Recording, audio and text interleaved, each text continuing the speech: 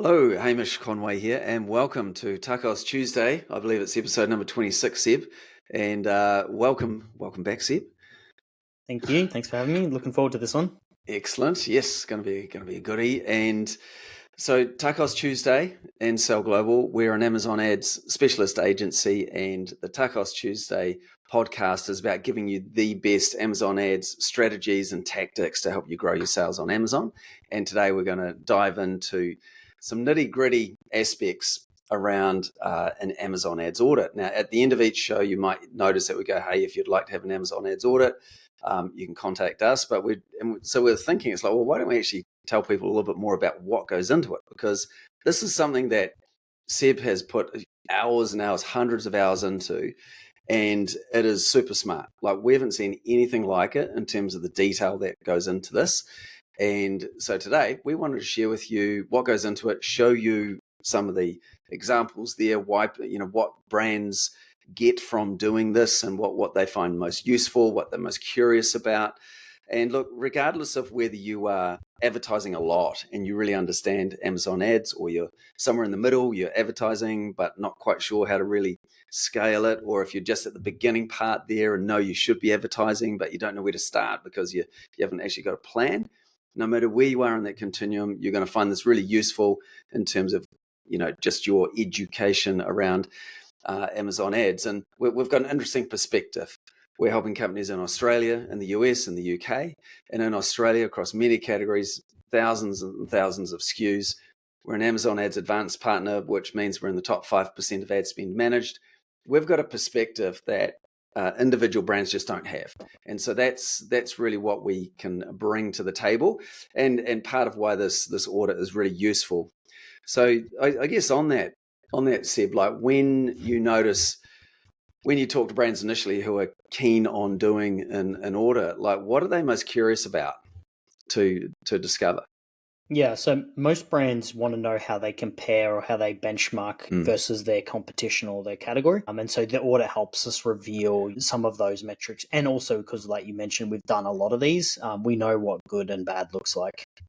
Yeah, no, that's pretty much the word, right? Benchmark, and I think people, when they're doing this, it's like you remove a lot of that unknown, and it's kind of lifting up the hood of the car, you could say, to look underneath and just go, right, this is actually what is going on, and then you can move forward. But look, tell us a bit more about the Amazon Ads audit. I will share my screen at some stage, but just give the high level of what the audit is looking to show, and then I'll share screen when you want me to.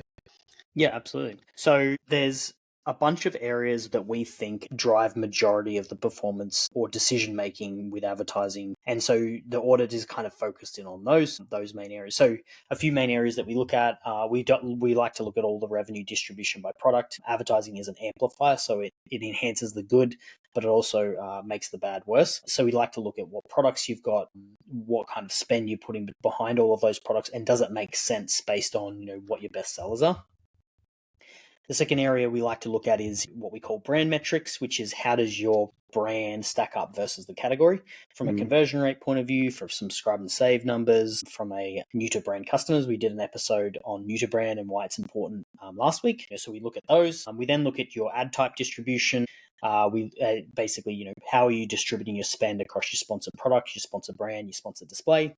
We look at your branded versus your unbranded. This is probably one of my favorite because a lot of people don't know this number, and it really identifies what your true advertising performance is. We look at your wasted spend, how much are you spending on ads that are not converting, and then we look at your the breakdown of how you're separating your or structuring your campaigns through different match type coverage and things like that. Yeah. Okay. So let's have a look at some examples, and also the time frame that we use for the audit. Can you explain that and why we use that time frame? Yep. So Amazon, as big and as successful as they are, only allow us to go back 60 days with our advertising data. So we do use a 60-day time frame when we pull the advertising data at the granular level that we look at. You can get advertising data longer than that, like lifetime and things like that in your ad account, but you can't do it at the granularity that we like to look at it through. Yeah. But 60 days still gives you a very clear picture of what's going on. And look, there might be the odd seasonal adjustment, but even if there is seasonal things or events, then that can be accounted for anyway. Okay, so look, I'm going to share my screen. I know some of you are just listening to this here, so we'll be conscious of that. And so just please listen along. And if you do want to have a look at what we're going to share, then we'll put a link on how you can get that as well. So when you get to the office or get back home, you can do that. All right, so I'll share here, Seb, and then we can. Cool. So we'll look at this slide first here around ad type distribution. So do you want to explain what you're looking for here? Yep. So this basically is just breaking out your sponsored products, your sponsored brands, and your sponsored display. And so in this example, what we're looking at is, are you distributing your spend in the way that's going to generate the best possible return for you? So remembering is you're capturing demand, you're not creating it. So we want to make sure that we're using the ad types that capture the most amount of demand, put the most amount of revenue and return on your investment in your pocket. And so we use this to kind of determine whether you're doing that and then how efficiently you're doing that. Okay. I'm going to call you out on something here, because the other day we were talking about creating demand with some sponsored brand as well, but in effect though, what we're looking at here, this example here, you'd be going, okay, that sponsored products has got an ACOS of 10%. The ad spend is 8,000 versus sponsored brand, which is 30,000, creating the same amount of sales. So when you look at something like this here, what are you concluding? Yeah, so just on your point about new to brand, you should first capture all of the demand that's there before you move on to creating demand, is what I'm saying. Correct. So Good. This allows us to see, so in this particular scenario, sponsored brand does create demand, and that's what you can see is happening here, but they're not investing enough in sponsored product, which is capturing the demand. And you can see that in the cost, right? So the 10% ACOS is lower by a third. It's a third lower than the sponsored brand cost. But yet, when you look at the percentage of the ad spend that is happening here, 76% of the ad spend is going into sponsored brand, where only 21% of the ad spend is going to sponsored products. So, in this case, they're investing more in creating demand than they are in capturing, and it's much lower cost to capture the demand first, then create the demand second. Yeah. Okay. And then the other one there, sponsored display, hardly being used at all. And that's right. Yeah. And retargeting there is often a big opportunity that we identify with 20% of upside potential straight away. Okay. So let's move on from that. Now, unbranded versus branded. Yep. So why this one's important is this gives you your true ACOS or ROAS and your true conversion rate. A lot of brands, particularly bigger brands, will overspend or over-index on their branded terms. So they're spending too much on their branded terms and they're not spending enough on market share, right? Branded terms, as much as they're great and they're cheap and everything like that, they're not going to give you incrementality. They're not going to grow the account. Yeah, no, that makes sense. So I know I did skip forward on that there, but so when we talk about branded, unbranded, like what do you, like in this example here, what are you noticing? And maybe say some numbers so people just listening can understand. Yep. So in this slide that you're looking at, we've got unbranded and branded broken out, and we have $4,115 going to unbranded and $4,223 going to branded. And basically that's a 50-50 split. They're spending 50% of their money on branded and 50% of their money on unbranded. And so in this case, there's a few things that's happening that's not good here. And they are that they are spending far too much on their branded terms, and they're not capturing market share by spending more of that spend on unbranded terms and capturing more of that market share. That's the main one. The second one is they don't know their true metrics. So they don't understand that their average conversion rate and their average ACOS is much higher on or much lower for conversion rate and much higher on ACOS for unbranded than it is on branded, meaning that you have different strategies for unbranded than you do for branded.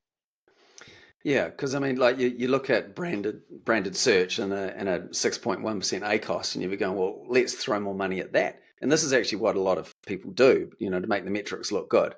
So they will pump money into the branded search. But what's the downside of that? Yeah, as I mentioned, there's no real incrementality to that. Like, as in, you're not going to, if your goal is to grow overall revenue, that isn't going to do that. You're going to get zero, not zero, but you're going to get very little gain. So if you want to grow 30% for the year, 20%, whatever that target is, you cannot do it through branded. And so pumping more dollars into it isn't going to help you do that. Yeah, good. Okay. All right. So we'll move on to, well, that was just sponsored product, branded and unbranded terms. And then we look at sponsored brand and, very similar numbers here as well. Yeah, well, the split's a lot more. It is a lot different here in the sense that they're spending more of their money on unbranded. But this is an example of why they're spending it on the wrong type to begin with. So we talked about capturing demand. Well, they're trying to capture demand with sponsored brand, right? Or create it. And you can see by the ACOS here, it's much more expensive to capture that demand. Whereas if you looked at the ACOS for sponsored products, go back to the slide before. Yeah. It's 24% versus 48%. It's literally, half the cost to capture the demand on sponsored products than it is to capture it on sponsored brands.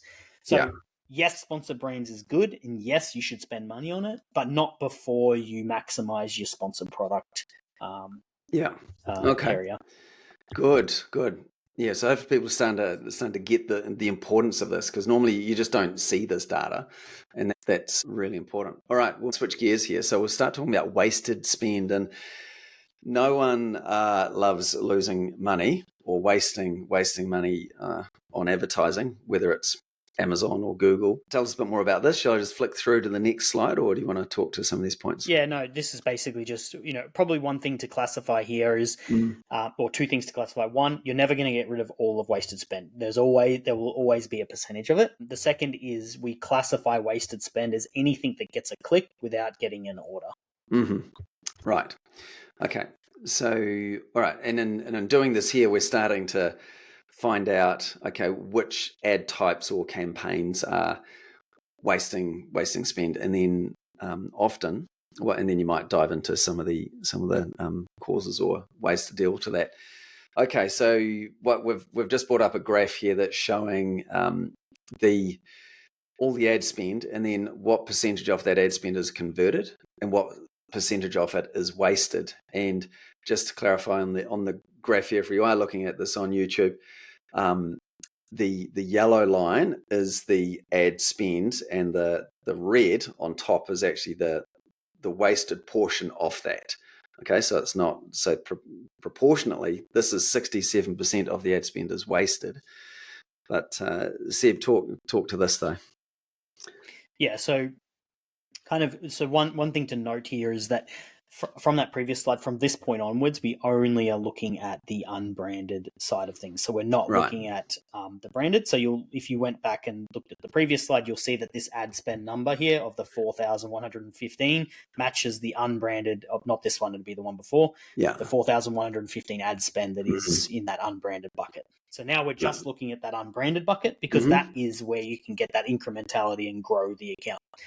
We've then split it out into the different match types. This is where it gets a little bit technical as a advertising, but I have touched on these ad types, these different match types in previous episodes. But basically the way to view it is that there's kind of really specific targeting, and then there's research-based targeting. So in this case, the one that says research targeting is your broad and phrase, and that is your research. And then the auto targeting is also research. So you can see in here in this example, and for those that can't see, most of the ad spend is going towards the research targeting and the auto targeting, meaning they have very little control over their bid strategy and things like that.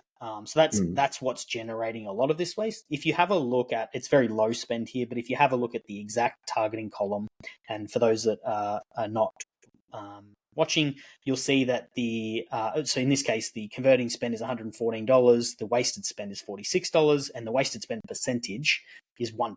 Very low wasted spend, whereas the research one collectively makes up 66% of all of the spend. So this is why we exist, is to create structure to create, a system that will work and limit that amount of waste. Mm.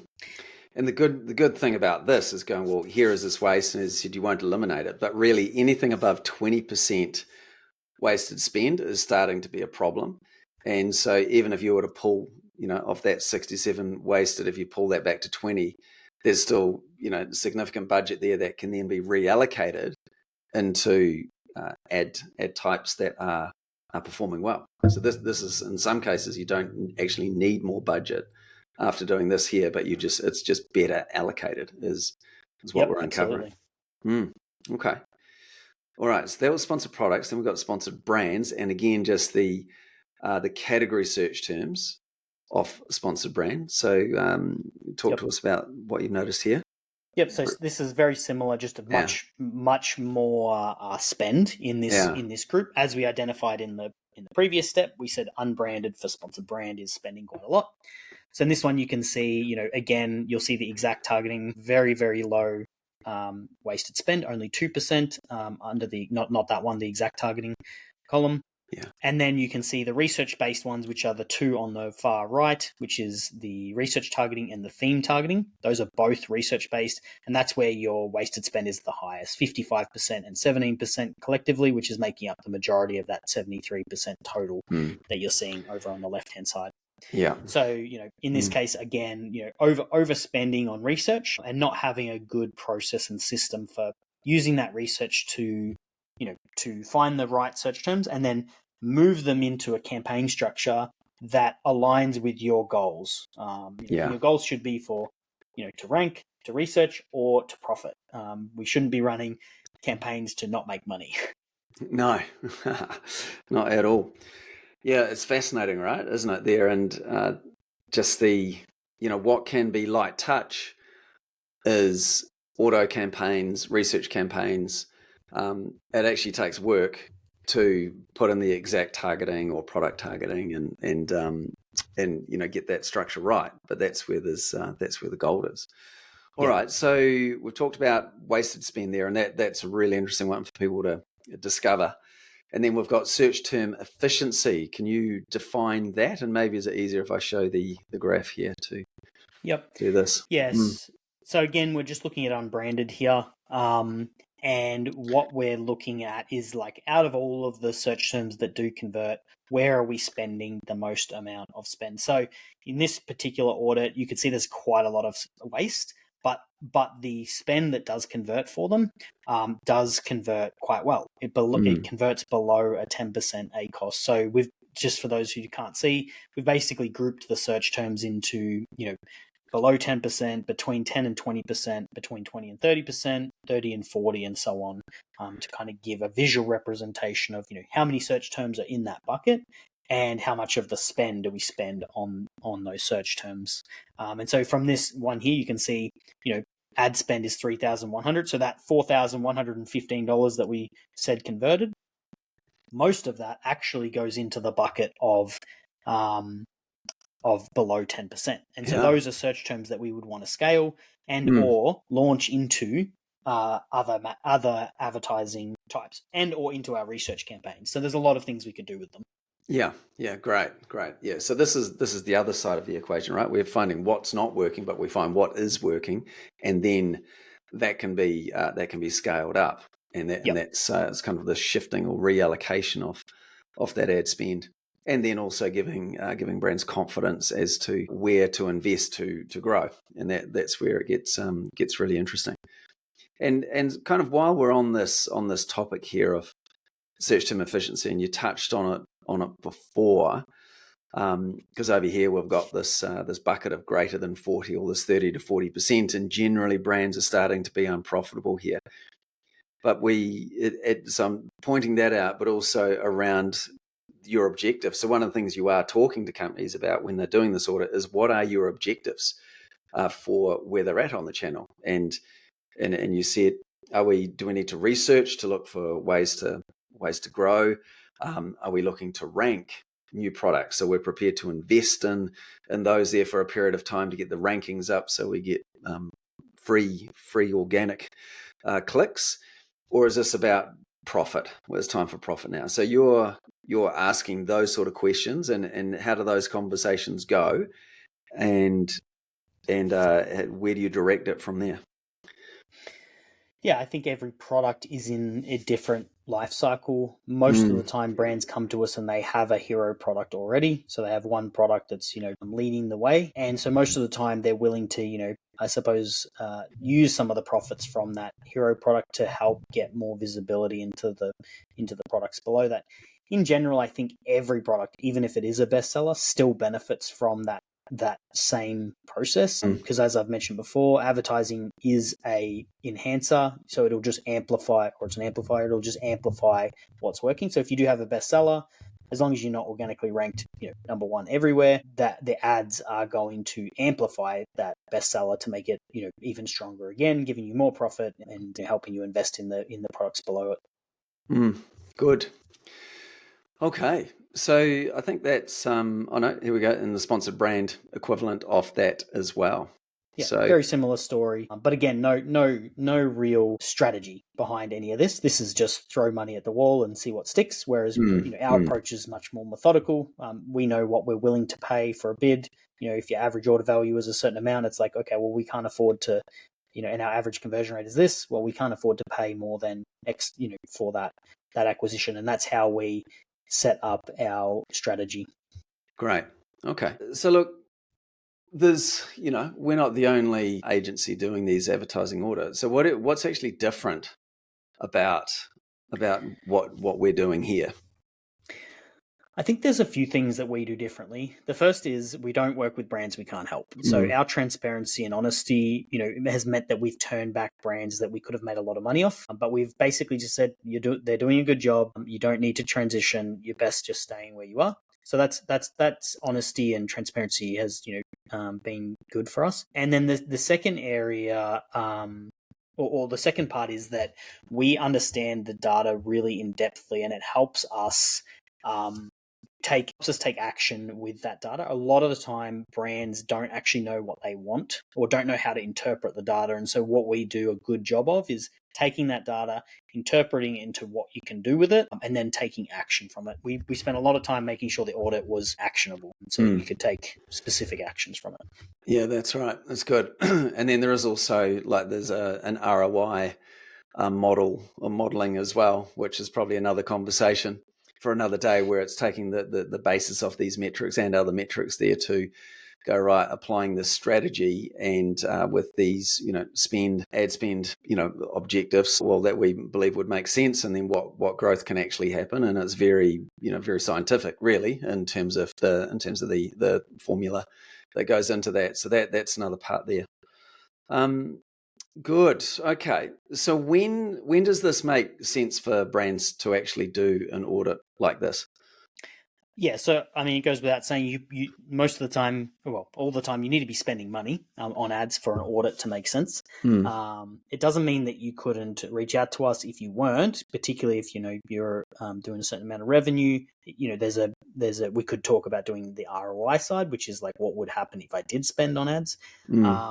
But most of the time, spending a good amount of money, or sorry, when I say good amount of money, somewhere probably between $2,000 to $5,000 a month on ad spend will give us enough data to be able to help or give you some insights. Obviously, any more than that too, but more than that is almost better, right? Because it's just there's a lot more patterns to uncover. And and it's been interesting here, like in Australia in particular, because the Amazon ads is still well underutilized, and there are still categories that are quite easy, in our opinion, to actually start to dominate through a proper advertising strategy. Like, there's still a lot of immaturity in that regard, and therefore there's also the cost is a lot lower. It'll go up over time as more people come in, but now's a really good time to build your rankings up, and the higher you get, the harder you will become to unseat. And so we are still talking to brands that are, they might be on vendor where they're actually making really good sales, over $1 million in sales, and they haven't even advertised yet. And there's massive opportunity there to just really, really grow the sales in a really meaningful way. So that's also perhaps a time to have a conversation as well. All right. Well, what else, Seb? Any kind of last words on the advertising audit? And I mean, what do you personally enjoy when you do them? I personally enjoy, one of the things we've always tried to make ourselves as an agency is offsetting our costs. And so when I can present to someone like, it'll literally cost you nothing to hire us because I can save you that amount of money and more from day one.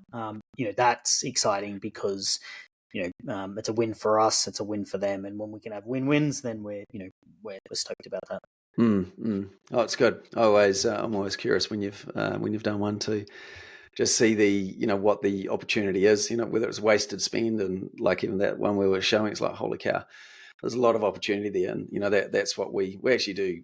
We love helping brands, and I mean, we can, this audit is a way to really uncover where, how we can help in a meaningful way that is going to make a significant difference to your sales. So look, if you would like to discuss having your Amazon ads spotlight audit with Seb, then would love to hear from you. You can either email Sebastian at gosellglobal.com.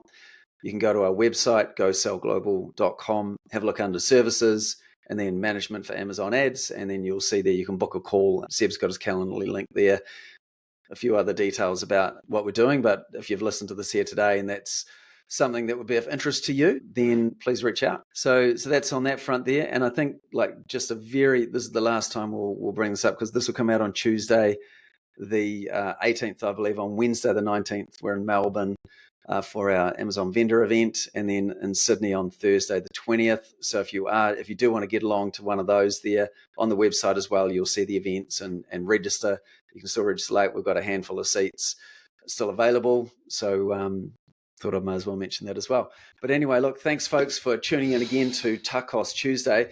And now next week, we've got something a little bit different. We're actually going to be interviewing one of our clients who looks after a number of brands that you'll know. I'll keep it a bit curious at the moment, but think about in the cleaning category and scrubbing. But that's going to be good. So just tee that up, and looking forward to that interview. So something a little bit different that we'll do once a month to keep it interesting, because whilst Amazon ads, there's, I think, over the 26 episodes already, we've shared a lot and around, and in fact, we've had some people go, oh my God, how come you share the secret sauce? But that's, we thought, well, if we're going to do this, we'll just go all in and share the good stuff as well.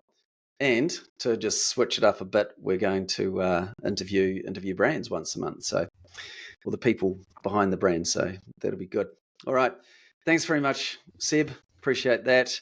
Thanks everyone for listening. And if you can also do those good things like subscribe and like, and leave a comment too if you enjoyed this. All right. Thank you so much. Bye for now. Thanks, guys.